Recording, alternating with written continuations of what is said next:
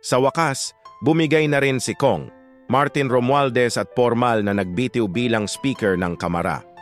Pero dapat nating tanungin, ito ba'y tunay na hakbang ng pananagutan o isa na namang cover-up para mailigtas ang sarili at ang mga kasabwat niya sa flood control anomaly?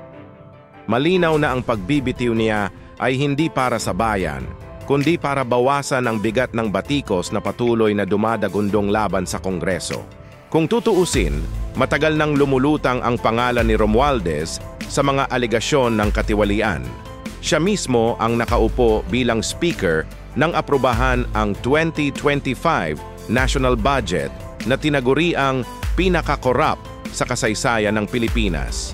Habang ang taumbayan ay nagbabayad ng buwis at naghihirap sa taas ng bilihin, sila naman ay nagpapakasasa sa pondo ng bayan.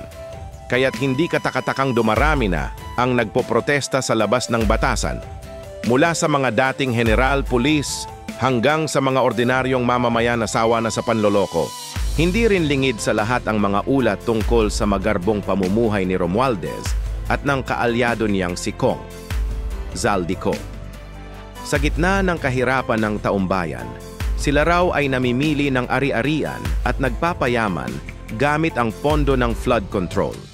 Kaya nga't nanindigan ng PMA Cavaliers na panahon na para tuldukan ang pork barrel politics at ipanagot ang lahat ng mambabatas na dawit kahit gaano pa sila kalakas o kataas. Subalit ayon kay Kong, Paulo Duterte, malinaw na cover-up lang ang pagbibitiw ni Romualdez.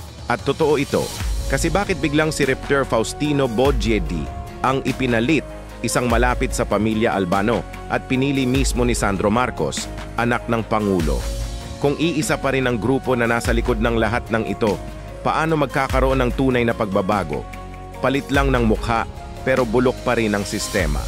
Kung seryoso si Pangulong Marcos Jr. sa laban kontra korupsyon, dapat ay sampahan niya agad ng kaso ang mga tiwaling kongresista. Pero imbes na accountability, ang nakikita ng taumbayan ay palusot at drama. At huwag sanang sabihin ng Malacanang na wala silang alam, dahil ang majority leader mismo ay si Sandro Marcos.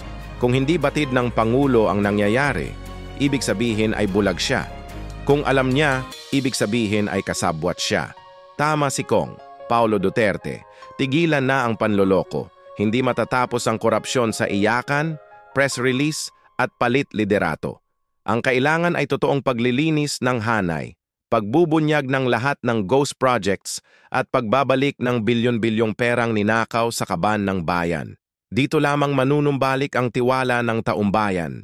At sa huli, tandaan natin, si Romualdez man ay bumaba na, pero ang sistema ay naroon pa rin. Hanggat hindi buong-buo ang laban, hanggat may cover-up, at hanggat ang liderato ng bansa ay hawak ng iisang grupo, mananatiling alipin ang Pilipino ng katiwalian.